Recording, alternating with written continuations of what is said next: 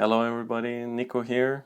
I wanted to talk to you about how I did this painting, which is, I call it Walking the Dog. It was a commission work for Savage, for the Procreate guys and girls. It was such a fun painting to do. It was a commission for the 4.3 update that has text, among other really cool new tools. So let's just dive into the time lapse, and I'm gonna just keep on talking while it runs. So the first thing I do, which you don't see in the time lapse, is to set up my perspective grid. And if you see where all the lines are kind of aiming at, you can tell where the different vanishing points are. And my idea was to have a small shop at the harbor in some sort of cool Asian city.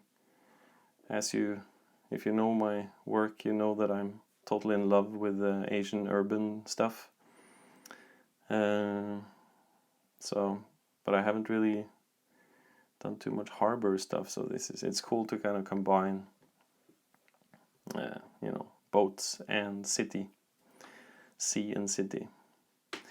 So I drew up this character as well, pretty early on, just to also know for myself the scale of things. And putting in the boat, putting in the major, the sort of the biggest stuff first, laying out my my composition of the elements that I knew that I wanted to have. So I have the little shop, I have the boat, and because it's a harbor, I also wanted to have sort of this, cranes and activity stuff at the harbor, like it's cargo stuff being moved around, but it's set in a really urban environment.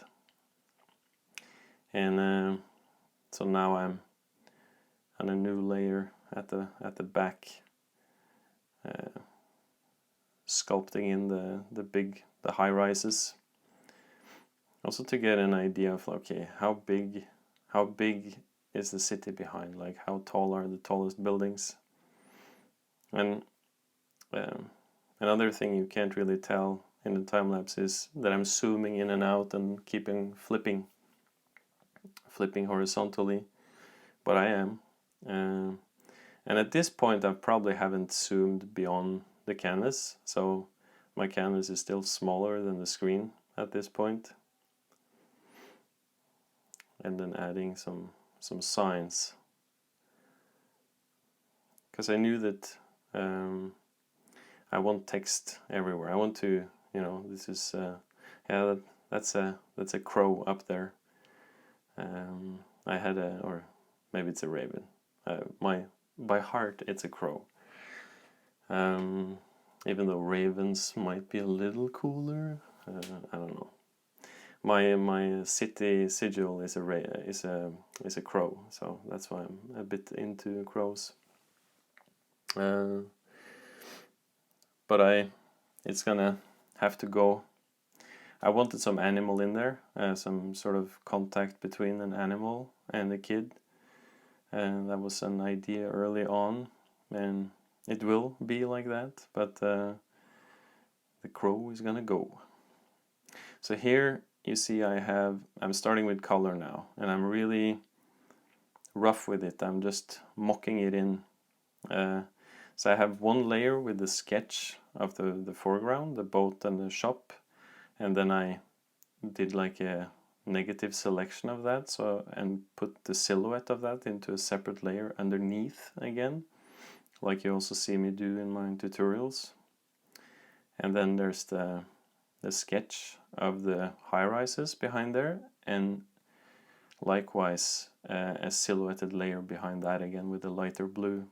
So it's and all the lights are in a separate layer now, and And also stuff like the sign in the foreground and the sign in front of the shops, the two signs on each side of the shop. There's also on layers separate to the shop. So that it's probably like 6, 7, 8 layers by now.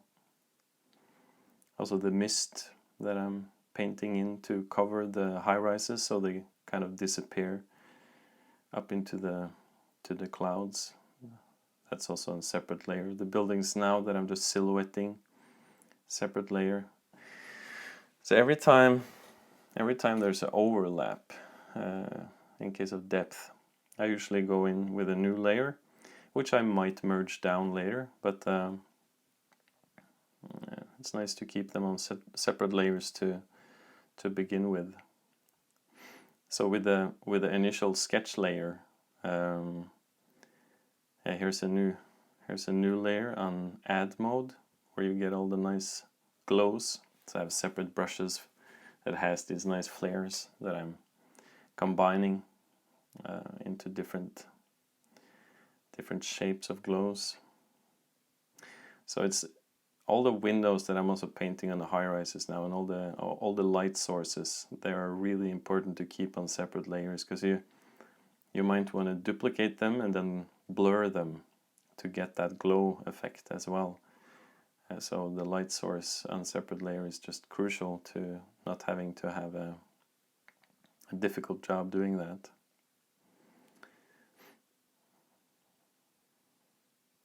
So with all the windows, it's really fast in this time lapse, but I'm doing a few different ways of doing this. So some of them is like an elaborate shape that I'm just multiplying and then pushing into perspective. That's most of what I do. And then I warp to get sort of the round curves on some of the windows, like you see on the top left corner. I just use warp to get that nice curved building. And then sometimes I'm just painting lines in with perspective assist on and then erasing again, just to get some interesting differences in the windows, how they're shaped. Then I alpha lock them and then I paint inside them with different colors, different sort of bushy brushes to get just random variation. So it kind of looks like it's different stuff going on inside each floor, at least to a certain degree. So I feel like I've sort of finished laying out the windows now. As soon as you do the windows, you really get the scale of it, which is cool. And also that even the smaller buildings close to the ground behind there, sort of between the really high ones and the harbor, they still have many floors. And I haven't been like super, how should I say,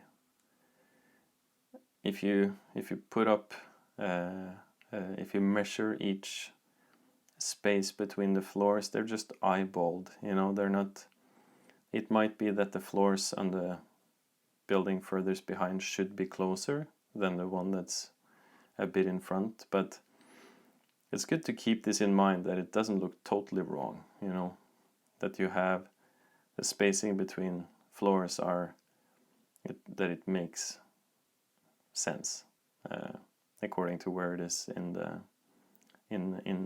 the depth.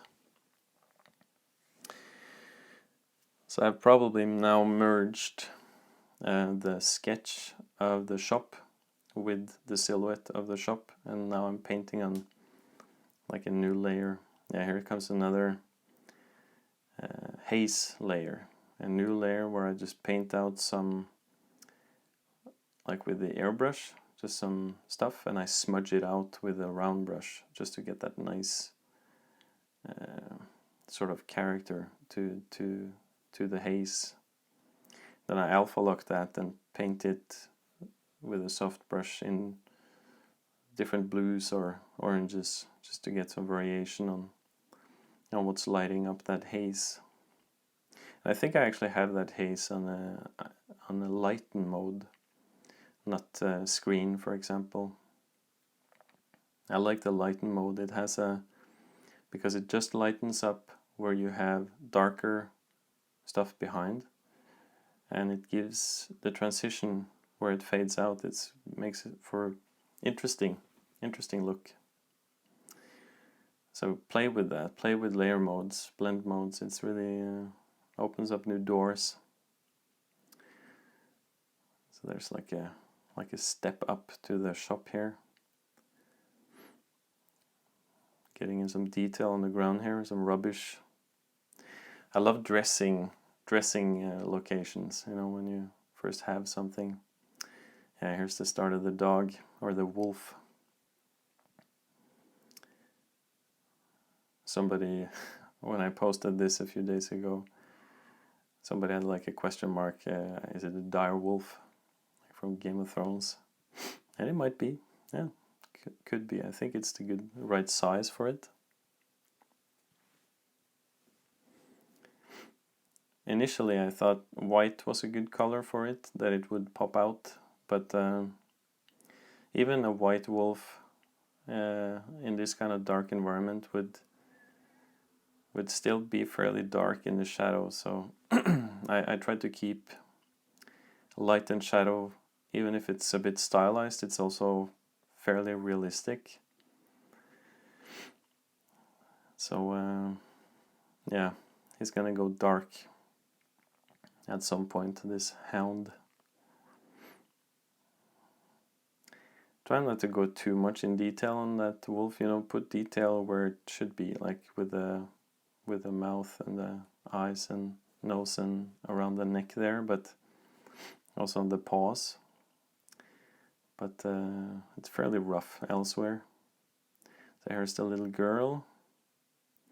I just painted her out as a silhouette.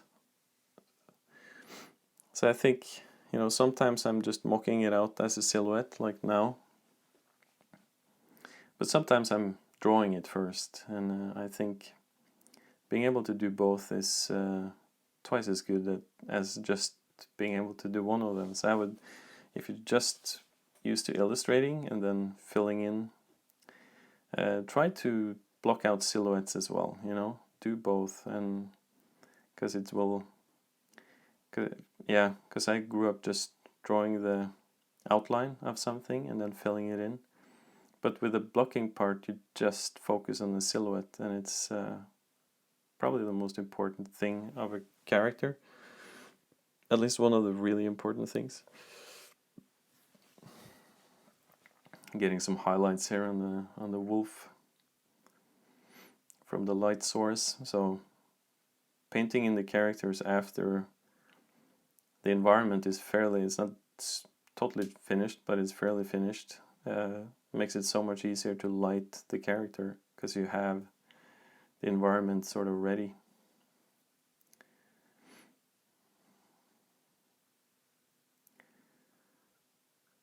And keep in mind, I'm flipping a lot here, but I think the people at Savage, they did a good job with turning off those flips in the time lapse, because people started to go crazy. So here I'm also putting in more haze, also especially behind the dog, to make the dog pop out a bit more, to make it a bit more calm, so it's not detail on top of detail.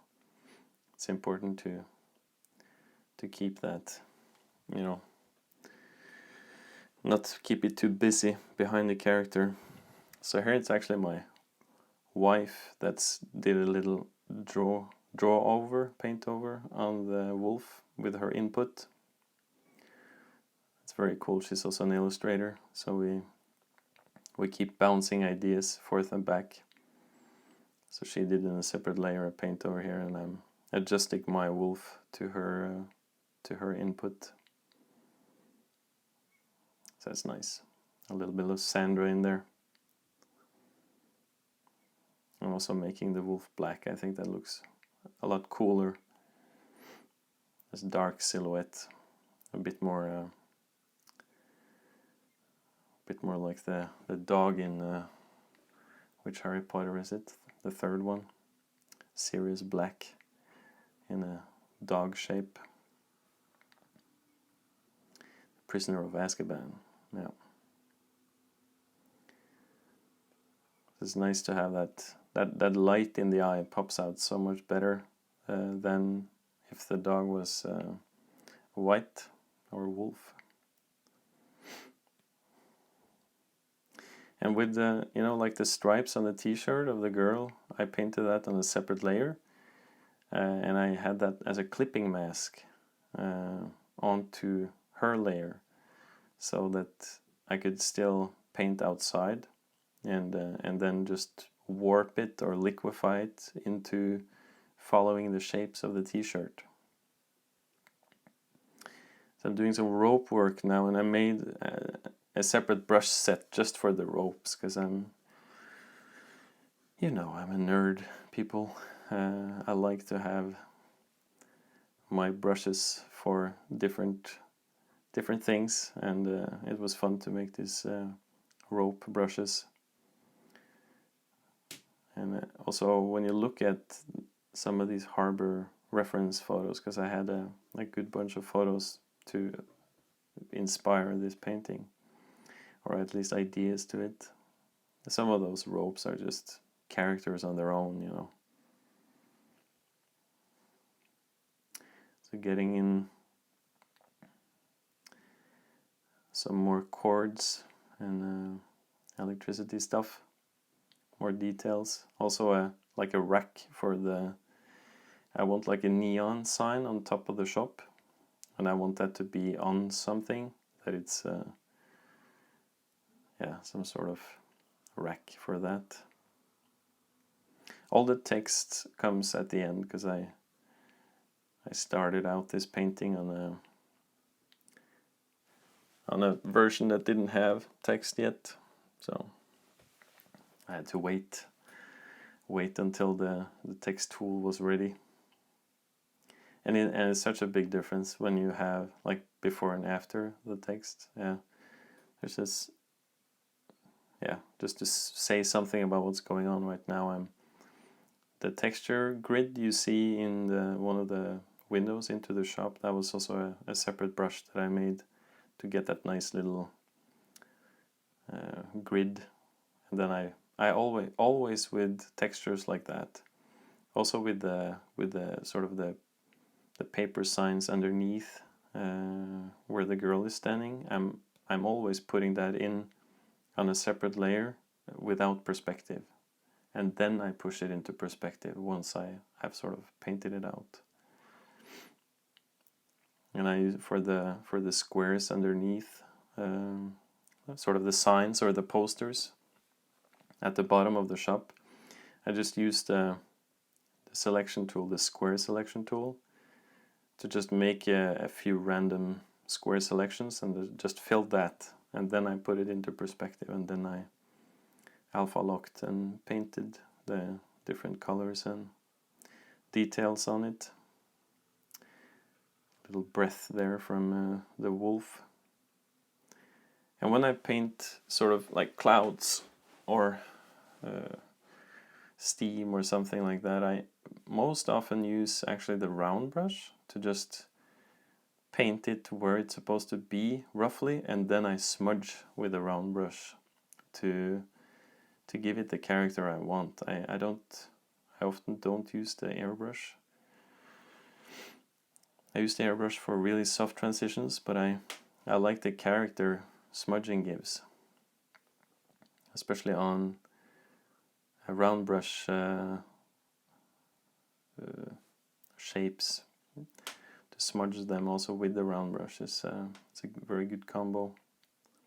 So here you see I'm fiddling all over the place with the lights just to get that extra little detail that I want in them. Get some more light inside the shop as well. Like up until this point, the shop hasn't really had much love inside, and now I'm starting on the character there.